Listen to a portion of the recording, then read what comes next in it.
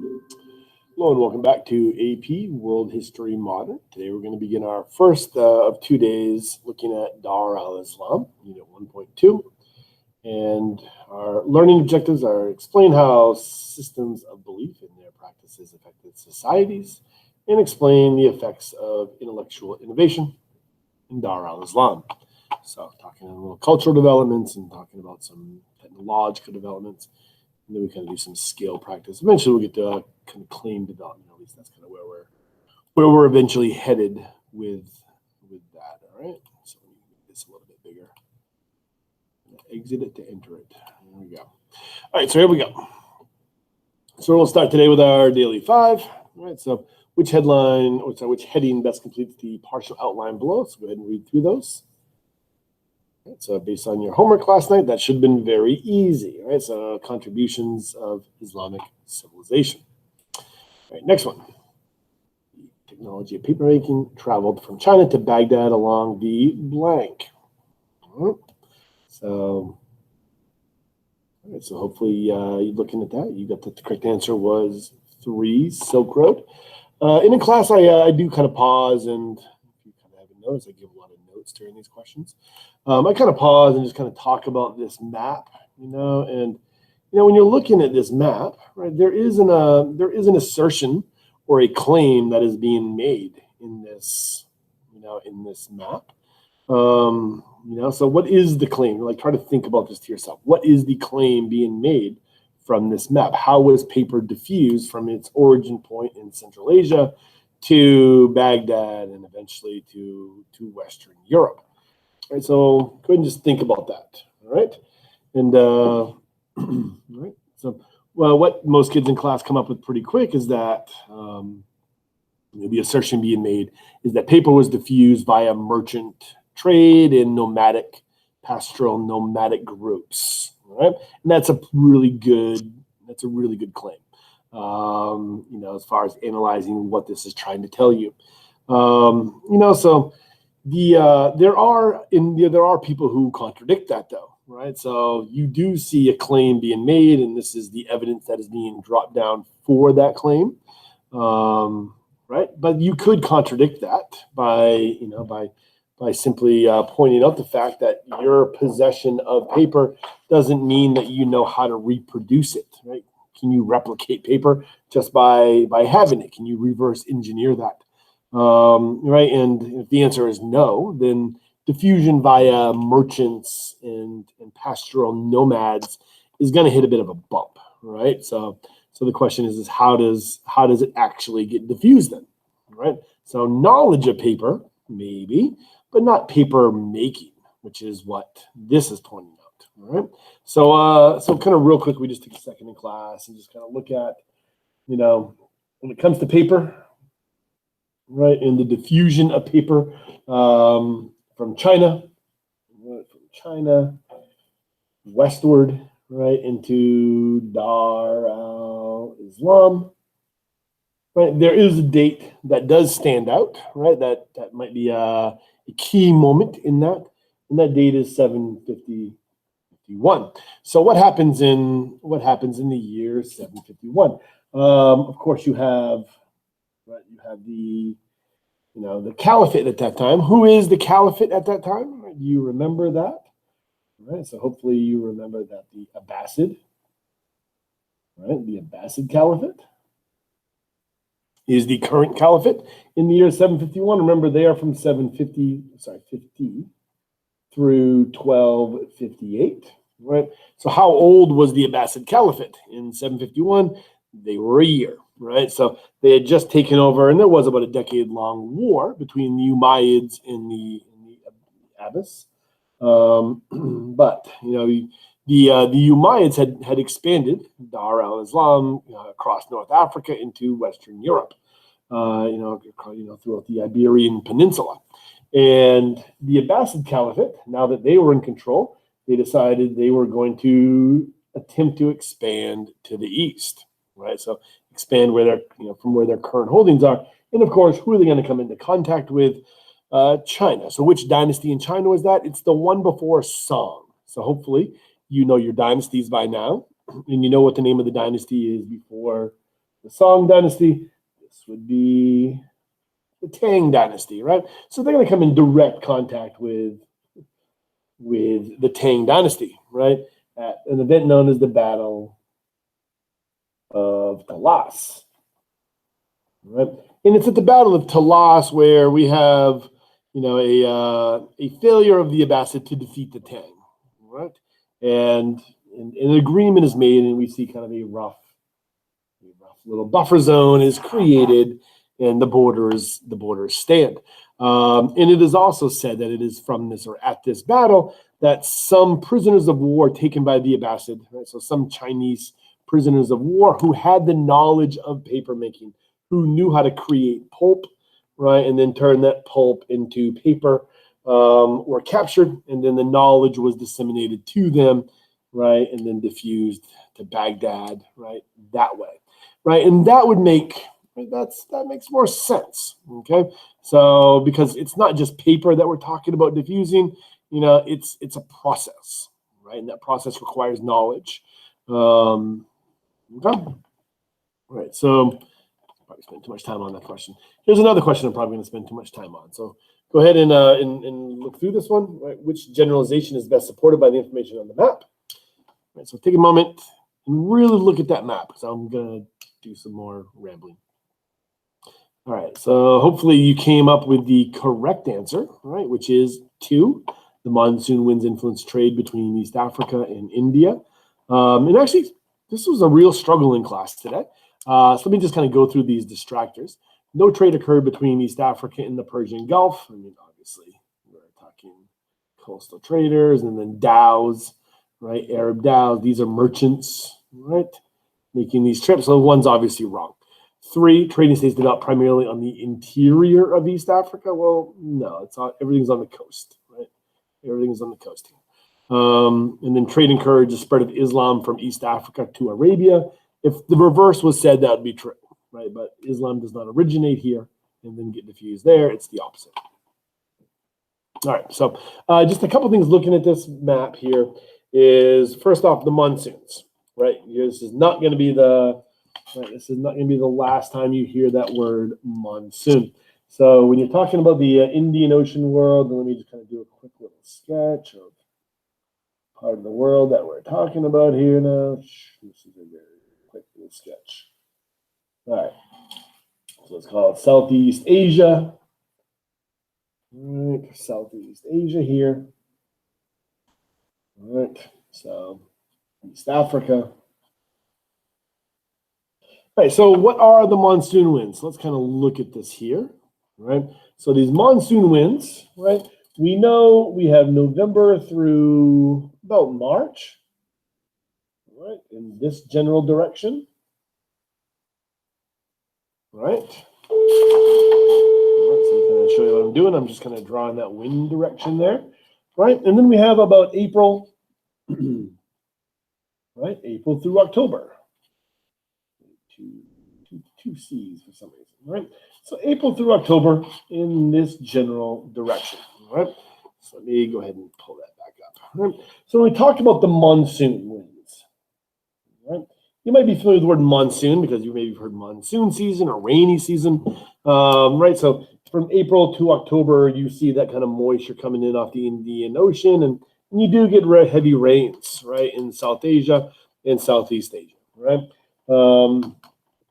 So that's, you hear monsoon season, that's that.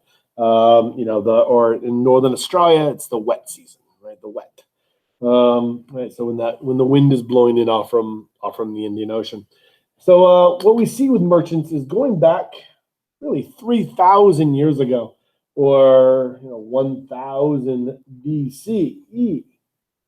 We see trade between Southeast Asia and East Africa, right? So this is how like the banana is diffused from Southeast Asia, to South Asia into East Africa, right? So these monsoon winds, right? So you can make that trip in November to March, right? You can leave from South Asia, or you could leave from Southeast Asia, and make it to the coast of East Africa. You could then spend a month or two until the winds change direction, and then you could then head back home. Right, so this monsoon wind is going to result in interconnectivity within the Indian Ocean world. All right, so there's that kind of part of it. A couple other things. One is when you start talking about, right, kind of Arab, right, from the Arabs from the Arabian Peninsula. When you talk about them as merchants coming to East Africa, we're going to see a couple of different cultural groups coming together. And it's not just about Islam per se, but we are going to see conversion, right? We are going to see conversion to Islam, right, as a result of that merchant activity. But we're also going to see language, right? We're also going to see language is going to be impacted by this. So what happens when you take Arabic, right, and then you mix it with the kind of root language that would have been spoken in East Africa? It's a West African root language that over the course of a couple thousand years is diffused into East Africa and South Africa. That root language is called Bantu. Okay, so what happens when we combine Bantu and Arabic? We get Swahili. Right, so a unique language that occurs as a result of this merchant activity. And I'm sure all of you know at least a couple of words or phrases in Arabic. Generally, most American parents make sure their children know at least some phrase, and they force their kids to watch a movie so that they can learn this kind of stuff, right? So because of that, if I were to tell you the Swahili word Hakuna Matata, right, you could probably easily translate that to English, right? So it means no worries, right?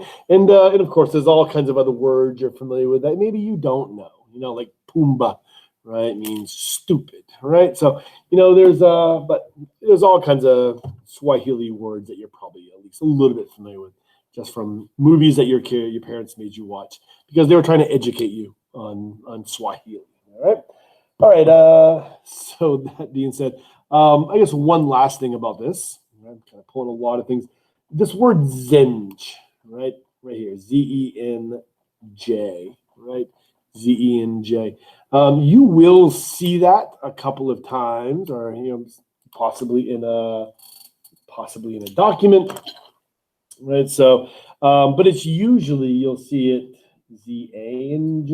I think that's kind of more often how you see that.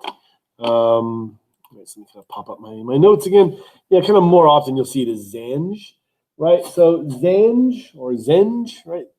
Zanj, kind of put this up here. Zanj, right? It's a couple things. One is it's a kind of a historic designation, right? So like for a region of East Africa. Okay, so that is what it is. But oftentimes you will see it, when you see it maybe in a test question or maybe in some primary source documents, it's going to refer to individuals. Right? You'll see them referred to as individuals in Dar al-Islam,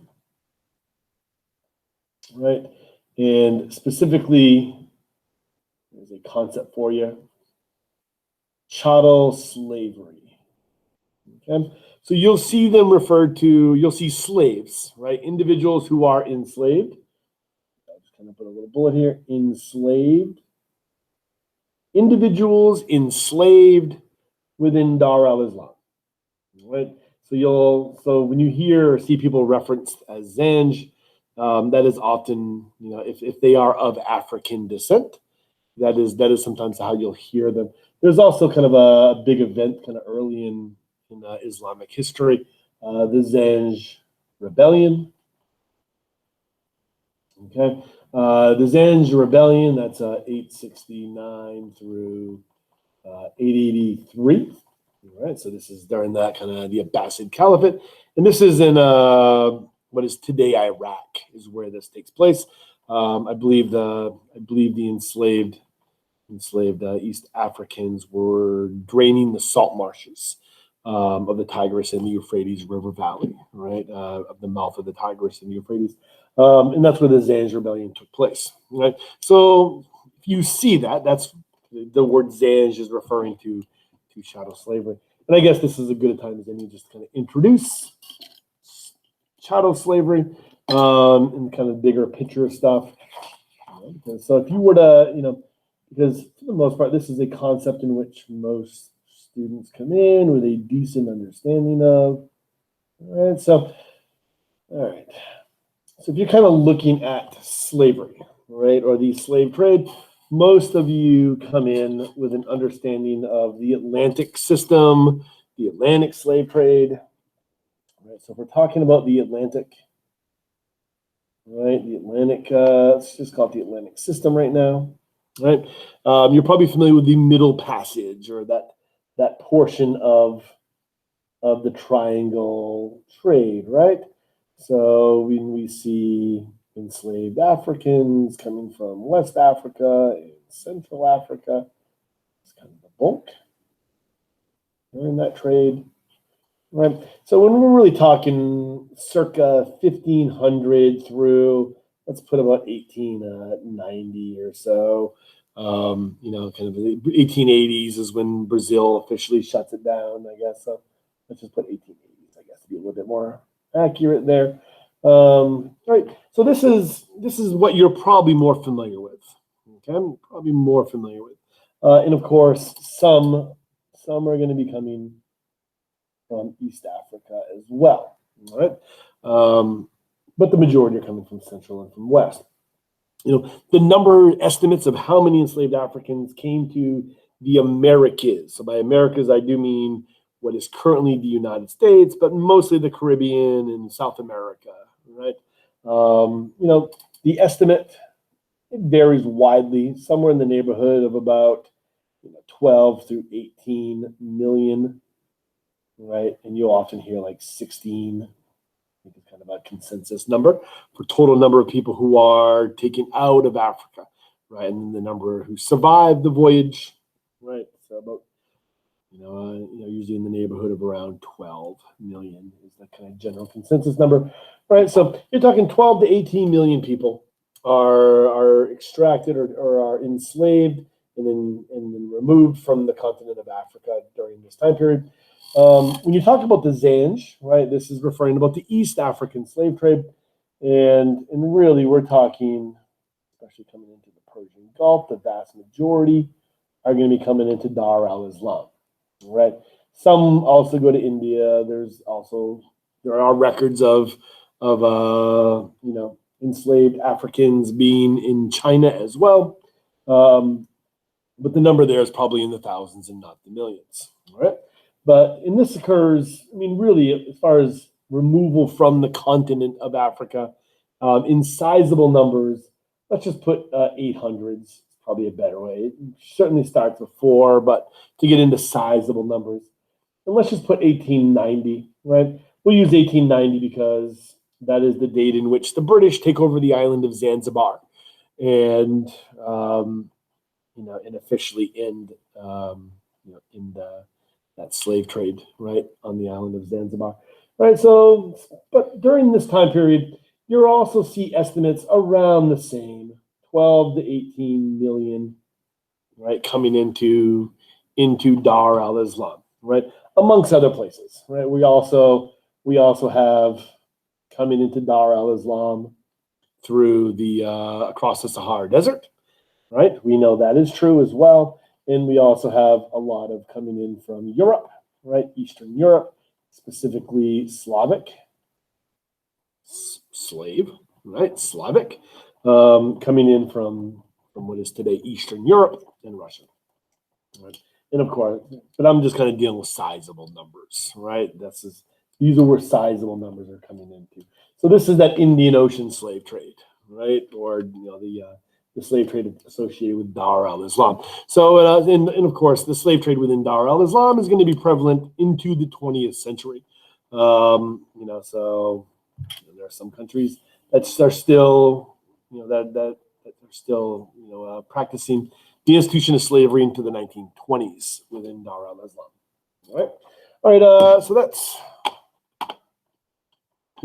just going through the pre-questions here. All right, so take a moment and read this. Okay, so hopefully you got the correct answer as number 2.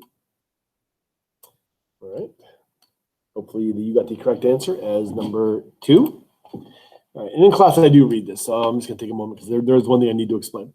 It was during the Arab period, particularly under the Umayyads, 756 to 1031, right? That Cordova, we only ever really see Cordova here, right? And so notice here, they're using the word Umayyads for Spain, right? Because you're going to remember there's, and I guess this will be a slide in a minute, so I'm not going to. You look at kind of the big caliphates with expansion. You got the Umayyad, right? You got the Abbasid, right? And then we get Islamic Spain, right? So Al-Andalus, right? Amorvirids, right? After that, so I'm just gonna put Al-Andalus, right? So we kind of have this distinction. They are referring to Al-Andalus here in this passage, or Islamic Spain, as Umayyad, because when the Abbasid take over the Umayyad, there's that massacre that takes place, and a descendant of the Umayyad flees to what is today Spain, right, and establishes, right, this Andalusian empire. All right, so just want to kind of clear that up. So Cordova, right, enjoyed the prime and grandeur, took its place in the most civilized city in Western Europe. None of the other Spanish historic cities, Toledo, Seville, or Granada, approached it in material prosperity, intellectual attainment. When Christendom was deep in its dark ages, Muslim Cordova was rearing men, evolving ideas, writing books, erecting buildings, and producing works of art that constituted a unique civilization. In the West, it had one peer in Constantinople, and in the East, another, Baghdad. At no time before or after did any Spanish city enjoy such distinction. So, based on this passage, what is that major criteria that is identified as a distinctive civilization found in Cordova? Right, so hopefully that was easy, right? You identified 3. Same passage. Which term is best illustrated using this passage? Hopefully this is easy. We throw this word around a lot in the last few days, right? Golden Age. So the Golden Age of China is the Tang Dynasty and early Song, right? So the Golden Age of Islam is the first 200 years of the Abbasid Caliphate, right? So from 750 up until the early 900s is that Golden Age of Dar al-Islam. And then, of course, we're seeing identified here, right, the Golden Age of Spain, right? Golden Age of Spain. All right. All right, primary motive behind the implementation of Sharia in Islamic empire. So really, you just know what the word Sharia means. And hopefully you knew that the answer was 2. All right, and then this is also from your homework last night. Isabella and Ferdinand, right, of Castile and Aragon. Marriage of these 2 powerful kingdoms, right, unified the state, right, kind of what we think of as Spain today. And these 2 monarchs made their final push against Granada down in the southern part, the last kind of holdout for Islamic society in Spain. And this occurred in 1492. All right, so what is being described in this passage? So, what is being described in this passage? There you go. It's a little easier to see. Right, and hopefully you very easily got Reconquista, right? 1492, Reconquista. All right, excellent. All right, so in class today, right, we just kind of real quickly, we didn't really talk about this at all. I just kind of showed you, and just kind of remind you we've already dealt with this. All right, so feel free to read. We've already kind of looked at the Umayyad, the Abbasid, right, and Al-Andalus, right, and then eventually the Amorvirids, right, so Cordova. Right, Islamic Spain. We've already talked about the declining role of women, especially during the Abbasid era, right, when that becomes kind of more of a thing. All right, so, and this is kind of where we just went through a little bit of new material. So what is the largest city on planet Earth in the year 900, based on estimates? All right, so here's a top 10 list. What do you think number 1 is? All right, so number 1 is obviously Baghdad. All right, so Baghdad. And you can see here 4 of the 10 largest cities on planet Earth are within Dar al-Islam. during this time period. Right, so there's a lot going on, not just technologically and culturally. They're seeing a population explosion. You're seeing migration into these centers. Right? It's a dynamic time within Dar al-Islam. By the year 900, and then things begin to change. Right, Baghdad, as far as what it would have looked like during this time, there's really nothing was left of that. When the Mongols come in 1258. They're going to literally flatten the city. They will destroy everything in the city. So, any kind of artistic renderings that you see like this are based purely on, kind of documents. All right. But yes, it was considered to be one of the great cities of the world in its day. All right. And of course, we're seeing Dar al-Islam kind of as a whole here. All right. So Baghdad, you can see where Baghdad is. Right, so this is the center of the Abbasid Caliphate. And some things we'll kind of make sure you are aware of.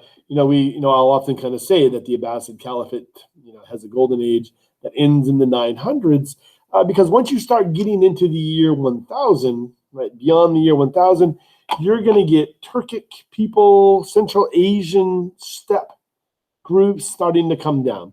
So, specifically individuals like the Seljuks, right? So you're going to see a Seljuk invasion down in, and kind of similar to what we talked about in the last video on Japan, where the emperor was the political leader and the religious leader. The Abbasid Caliphate is going to undergo a change from being both the political leader and the religious leader, spiritual leader of Islam, to just being the spiritual leader. Right, and political matters, military matters, those kinds of things. After especially the year by the time you get to the mid 10s, right? So the 1050s, the Seljuks are politically in control of much of this land right here, right? So politically they control, similar to in Japan, like when the shoguns take over politically. The emperor will be the spiritual leader. In this case here, the caliph. All right. So the caliphate continues as a cultural zone, right, but not as a political zone. So we see a fragmentation and decentralization of Dar al-Islam politically, right? Culturally unified, politically fragmented. All right. All right. So that being said, we're going to do some work on that tomorrow. All right. Let's go through the kind of cultural, intellectual achievements. And just do a little, what we do in class is we kind of have a little discussion on this. Is I give students in class a list. Right? We do this list right here.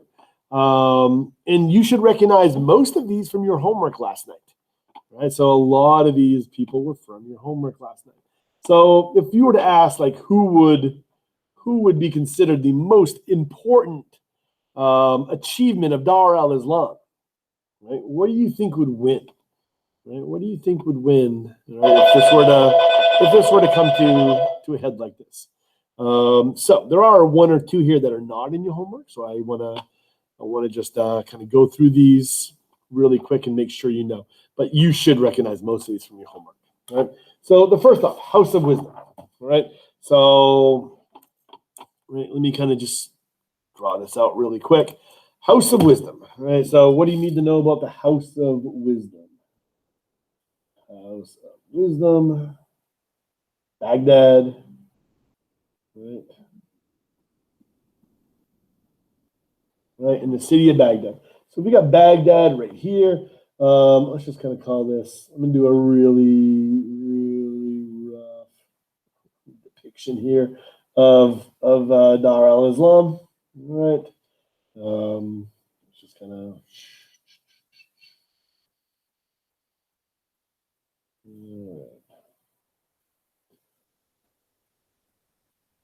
Okay, so if this is where the House of Wisdom is, right, in Baghdad, this is the capital of the kind of the center of the Abbasid Caliphate. All right, so Abbasid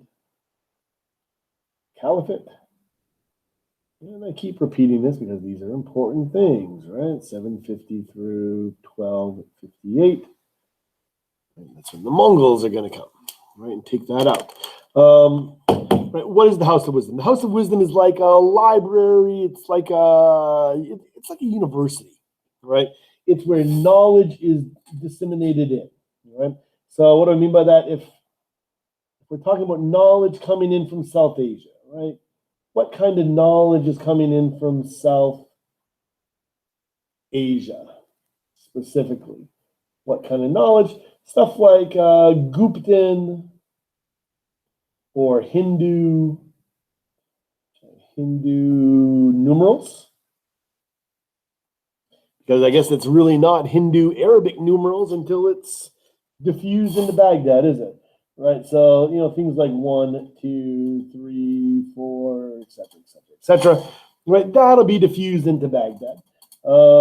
Vaccines, right, the knowledge of vaccines. A third might be concept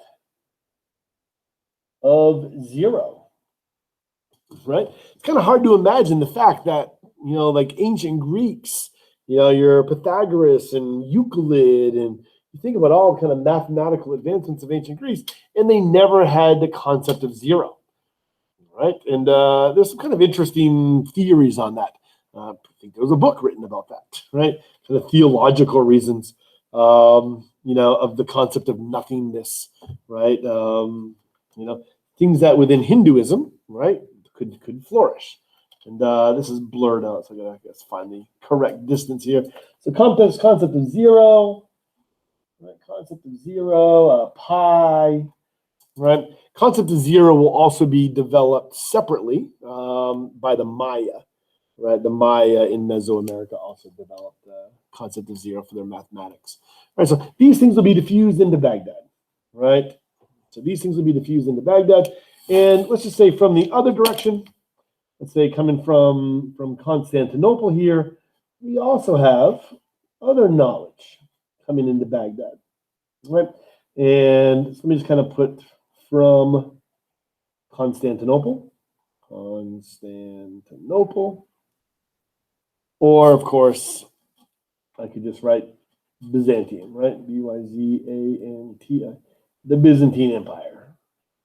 So coming from the Byzantine Empire, and these are actually worked into peace treaties. Greek and Roman texts, right? Greek and Roman texts, right? So what do we mean by that? People like Plato, Aristotle, mathematicians, right? Mathematicians like Euclid, Pythagoras, etc., etc., right? So these are coming across in Greek. Right? So these are going to come across in Greek, and then they're going to be translated into Arabic, and then once they're translated into Arabic, they will then spread around Dar al-Islam, right? Eventually making their way into Cordoba, right? So, eventually making their way into Cordova there, right? So we talked about the House of Wisdom. The House of Wisdom it's kind of like a university. It's where knowledge comes in, right? It is processed. In this case here, translations are made. It is studied. New things are added to it, and then it's diffused out, right?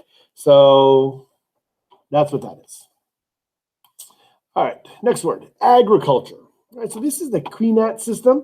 You can see here the QANAT. Now, this was not developed or invented within Dar al-Islam or during the period of the Islamic Golden Age. This actually goes back to like ancient Persia 2,500 years ago. But the QNAT system is a way to farm in arid zones where you normally would not be able to farm, right, through irrigation. So, go to where the water table is present. Maybe that's mountains with glaciers. And then create an irrigation system underground to channel that water down to where you want to grow. Right? So we see the diffusion of this technology out of the Middle East and across North Africa. So we see these QNATs, especially along the Atlas Mountains in North Africa. All right, Khaldun. All right, Ibn Khaldun. What kind of respect do historians get? Maybe this is your most important person in all of history. All right, I would give him my vote. All right, Ibn Sina. So this is one from your homework last night. So refer to your homework, right, about what Ibn Sina did. You might be familiar with the Greek name, Avincia. There's a hospital in Jacksonville, Florida, right, named Avincia. I'm assuming it's part of a larger hospital chain.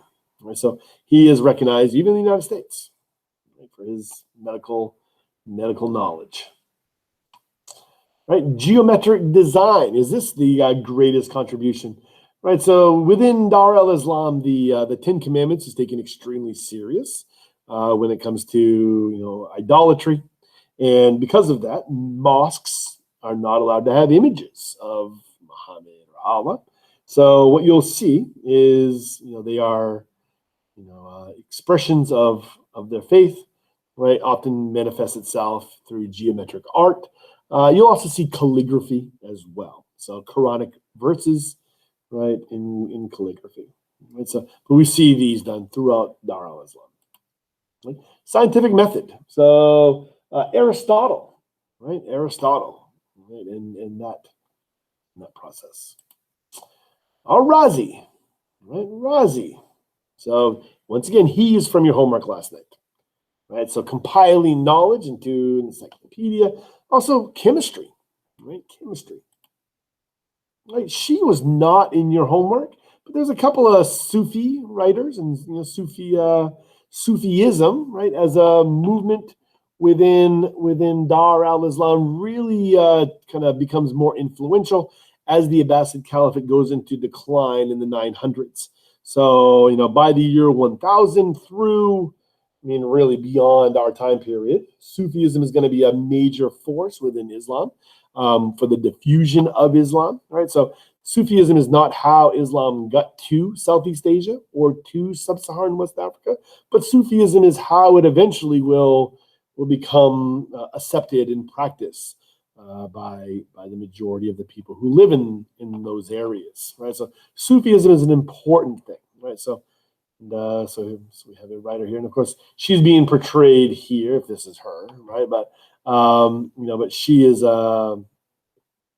she's an influential writer, and you're seeing a dervish here. I guess I'll show you a dervish in a second, right? The Cordova Library, obviously in Islamic Spain, right? So an Andalusian, the biggest library on planet Earth, I think, in the year 1000, right? So a massive seat of knowledge. Improvements in navigation, right? So improvements for the astrolabe, the sextant.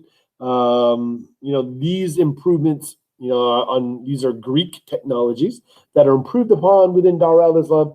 And we talked about this in class. Why are we seeing the improvements in navigational, a global positioning kind of technology? Because you need to know which direction to pray five times a day. So we need things like trigonometry and improvements in our global positioning tech. And of course, these things are going to be used by merchants, on their Arab dhows, and this knowledge is going to get diffused, right? So very important. Like without this, this is the kind of knowledge, as well as the next one, cartography, that is going to get diffused to Portugal, at the school in Sangre, right? Prince Henry the Navigator, will make sure this knowledge is diffused into his country. And then, of course, this will result in mass exploration around the coast of Africa. And then eventually, this knowledge is also spread around the Mediterranean and result in Columbus, right? Tusi. I do spend probably way too much time in class talking about him. Just kind of making the Copernicus comparison there. But trigonometry, right, is one thing. But also things like heliocentrism, assuming you know what that means. Paper making, book, right? So one of the things I do in class is I kind of demonstrate a causation chain. How do you really know something's important, right? So one of the ways you can try to figure out if something's really important is you can do a causation chain. So if you have to think about, like, in Europe, what were books made of before paper-making technology was diffused in? Books were made out of vellum, right? So animal skin, dried, stretched, etc. That is not something that is, easy to reproduce in a hurry, whereas paper can be mass-produced, right? So if there's no such thing as paper making, there's no such thing as increased access to books. Without increased access to books, there's not going to be an increase in literacy. Without increase in literacy, there's no scientific revolution. There's no enlightenment. Without the enlightenment, there is no, American Revolution in the formation of the United States. Right? So, try to do a causation chain when you're kind of thinking about which one is the most important. All right. So for all you algebra lovers, right? Algebra lovers. Right, hospitals, this is kind of interesting thing as well. It's like, we want to separate the sick from the non-sick. Also, things like, you think about it, like, what part of the city should a hospital go in, right? Are there some parts of a city there that might inhibit healing, right? And these are the kinds of experiments, scientific method being applied. These are the kinds of things that were deployed when determining where a hospital should go. Once you have a hospital, should you separate your patients by illness? Should you have a separate floor for patients who have a communicable disease, right? So that the non-sick don't catch it, right? And of course, Rumi, said to be the #1 selling poet in the United States today, right? Sufi poet, right? And of course, what you're seeing in this image isn't poetry, and it's not Rumi. This is a whirling dervish, right? So it's a Turkic mysticism, right? Good example of Sufism, right? Kind of in application here. All right, so that all being said, in class, we kind of go around the room I give the kids a couple of minutes. They identify which they think is the most important. They come up with a reason why, because you can't just come up with a claim. You got to back it up with some kind of justification. And so look at this. Who do you think is most important? And why? And then we go around the room and everyone says their answers. So assuming paper making's off the table, since I already gave you my causation chain, what would you pick? What could you create a 1 to 2 step causation chain, or maybe more? Right? So, because obviously if it's that important, you should be able to create a causation chain. All right? So in that causation chain becomes your evidence to support your assertion, right? That it's the most important. All right, so we do that. That's generally we wrap up class by kind of transitioning real quick, and for the most part, most of my classes have a minute or two to do this. We just look at your homework for tonight. Your homework for tonight is to read this, this, and this. So you can do that, or you can pull it up on my webpage and get it as a 8.5 by 11 sheet. All you're asked to do is to read these and understand these. So when you read something like the Abbasid Caliphate was a theocratic empire based around the ideas of Islam, make sure you understand what that actually means. If you don't know what theocracy means, then look it up, right? So don't come in not knowing this and being able to understand this tomorrow. So that is all your homework is. Read and understand this. And by the way, this is true up until the early 1000s, right? By the time we're halfway through the year 1000, then the Abbasid Caliphate is a cultural unifying zone, not a theocracy per se, right? It's politically controlled by others after that point. So make sure you understand these words. That's all, right? Make sure you actually understand what each one is saying. Look it up and ask if you try to look it up and you can't find it. All right? All right, that is all for today. All right, so the key takeaways: Islam itself as a religion shared many similarities within Dar al-Islam, but Islamization, right, varied. And this is something where Sufism comes in. So we haven't really talked about Islamization, but it's a good time to talk about it. I guess I did talk about it when I talked about Sufism real quick. Islam contributed to technological innovation through the fusion of knowledge and spread of knowledge throughout Dar al-Islam and beyond. All right, so in our causation chains, that would be outside evidence. All right, that is all for today. If you have any questions, Sapriati.